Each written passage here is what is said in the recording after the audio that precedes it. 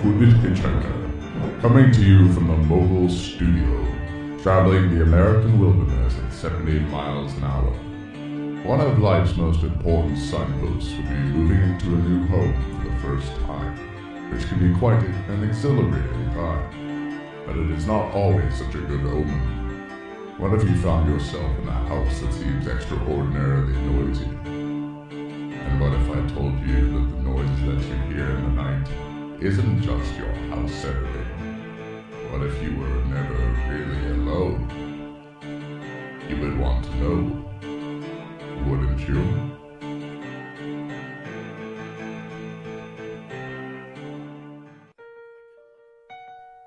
Hello, my name is Jim Forrester. Look, I'm sorry to just give news like this over an email, but it's important that you know what I know about your house. I looked up my old address and found that you were living there. You have to know. I moved out over a year ago, and I still have the horrible dreams of the evil that lives inside that place. I could never quite get a look at the thing. It was as though it vanished from sight just before my eyes could fall upon its face. I told myself that it was only a trick of the light, but I knew it wasn't the truth. The chill in my heart told me to trust the impossible truth, and you must trust me now. The thing on the stairs is real, and you are in danger so long as you live in that house.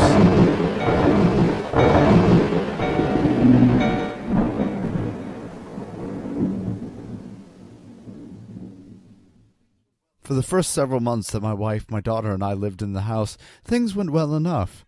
Sure, the floors groaned and creaked at night, but that was to be expected with a house as old as ours.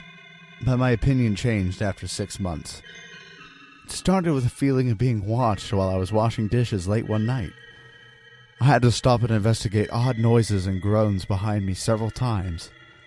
I told myself that it was only me shifting my weight that was causing the floor to creak, but I still couldn't shake the feeling that someone was watching me while my back was turned. Soon afterward, my wife mentioned that she felt like she was being watched whenever she was near the stairs.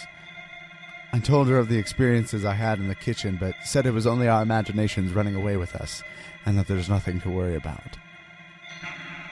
Later that night, we were startled awake by screams from my daughter's room upstairs. I grabbed the baseball bat from underneath the bed and rushed out the hallway and up the stairs in total darkness.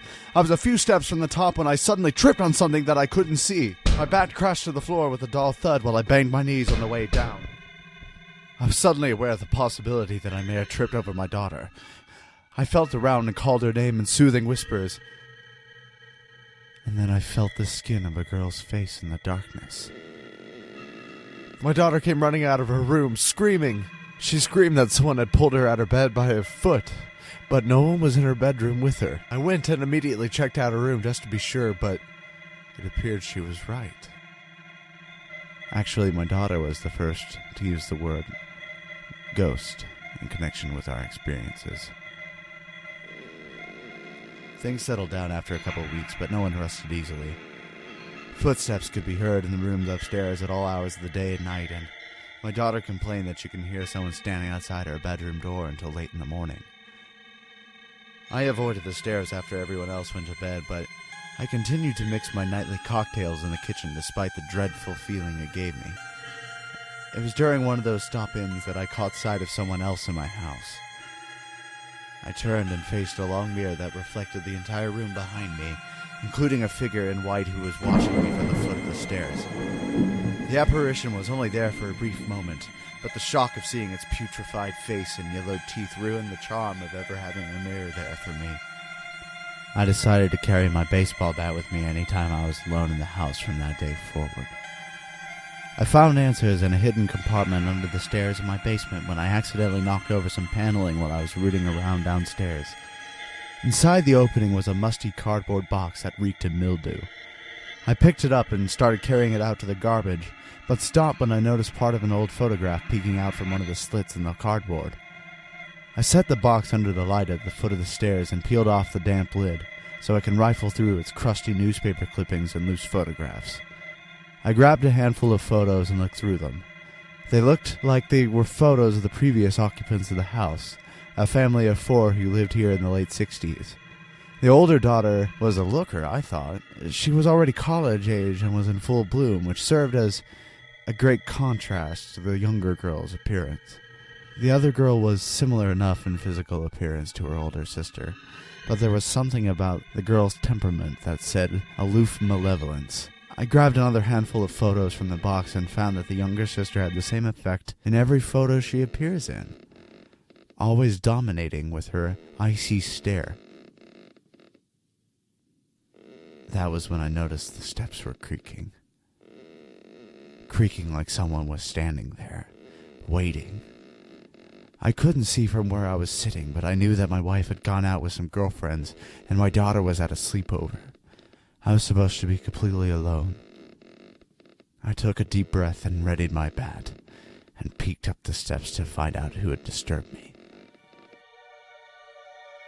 I was relieved to find that there was no one there, but it felt as though I'd just missed catching sight of the thing again. There was a crash upstairs. I barged up the steps and reached for the door, but the next thing I know, I can't see anything, yet alone the doorknob. I stumbled forward, but someone or something pushed me back and sent me falling back to the basement floor. I landed hard on my left arm and dislocated my shoulder.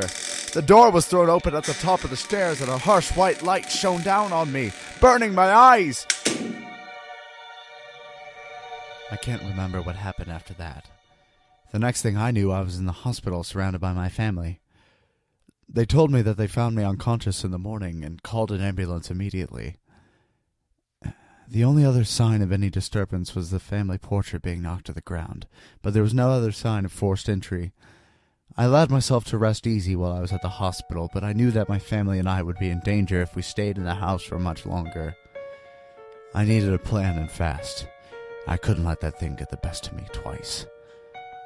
I had my wife bring the box of photos out of the basement and set it in my office after I got home from the hospital.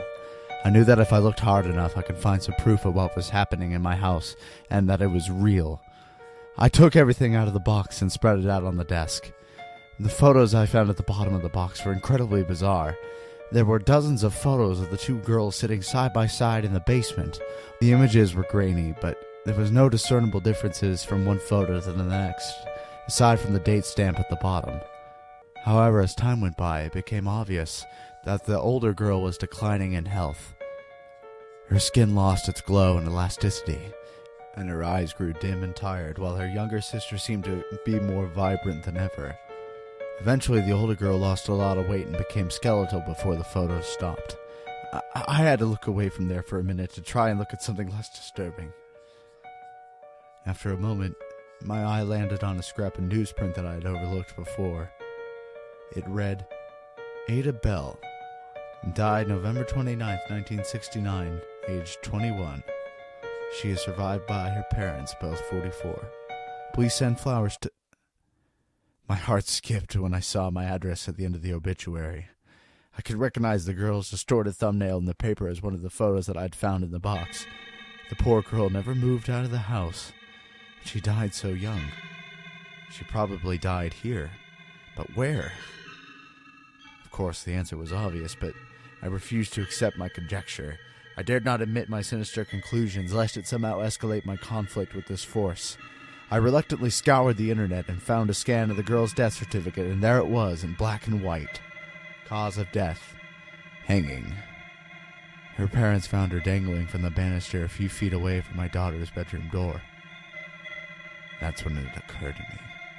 She survived by her parents. No mention of a sister or any other siblings. An oversight? No. A coincidence? No. I looked over the photos one last time to confirm my suspicions and found that they were true. The younger girl never existed. The poor people must have noticed the other girl in the photos and wanted to know what was happening to them. They were trying to record what horrible things were being done to them by this thing. I left my office with my baseball bat in hand and walked a few feet to my bedroom door when I heard it. I ran down the hall in a few seconds and reached the base of the stairs, where I found my daughter with tears streaming down her face. I called for her to join me, but she was rooted to the spot. She refused to avert her eyes from the banister above me. I tried to pull her away, but she wouldn't move. I turned around and saw what she was staring at. A vision of Ada Bell swaying a few feet from the ground in front of me. I couldn't help but scream in shock at the sight of it. It reached out to my daughter with clawed fingers and swung itself closer to us. I moved us away from Ada's clutches, but the Ada demon came free of her noose and came to me with a killer's intention in her eyes. I pushed my daughter aside and brandished my bat. The creature wrestled me to the ground in an attempt to wrap its hands around my throat. I managed to throw her off me and got back up to my feet. I yelled for my daughter to run out and meet me next door while I regained my bat and prepared for the next attack. My girl got up on her feet and was out the door in a matter of seconds. I returned my sights to my attacker, but she was gone. Down the hall, the reframed family portrait was askew and marred with the sudden appearance of an icy-stared girl at my wife's side. I ran back to our bedroom with my bat at the ready, but I found that there was no one else in that room either. The bed was unmade and warm, so my wife was there recently, but where now?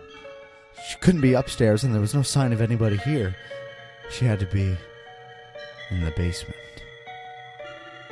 I grabbed a mini LED torch from my drawer and headed back down there. I tried the light switch at the top of the stairs, but it wasn't going to work for me now. So I clicked on the torch, and I shone the light on the steps to ensure that I wouldn't fall again. I called out to my wife, but there was no answer. Just silence and darkness. I stepped onto the floor and entered the basement. I called again, but there was no answer. Did she leave the house while I was in the office? Please, God. I begged that she was gone and safe. That was when I heard a gentle swaying coming from the far corner of the basement. If you're hearing this, you are in danger. The house you're living in was my house, and what happened to me will happen to you, and you will pay the price if you don't heed my warning. No one stays there long and goes on to have a happy life. It's too late for us. I really wish I could tell you all of this in person, but I don't know if leaving has had enough to shake. Please don't wait too long. Don't wait to see some stranger standing behind you.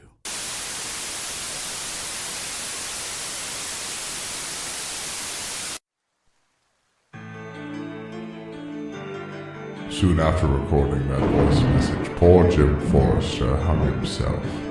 The ghost, or should I say, the demon, had finally gotten to him. Hopefully you fare better. Yes, that's right. Jim Forrester's house is your house, and his fate is your fate. I'm sure you have it under control.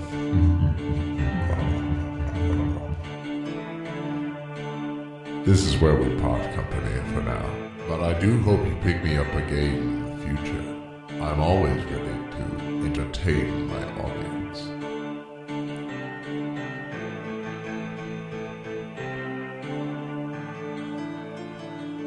You just listened to The Thing on the Stairs, written and performed by Cody Tracy, featuring the Hooded Hitchhiker as himself. The Hooded Hitchhiker will return in April as a full series. Please stay tuned, and thank you for listening to Internal Logic.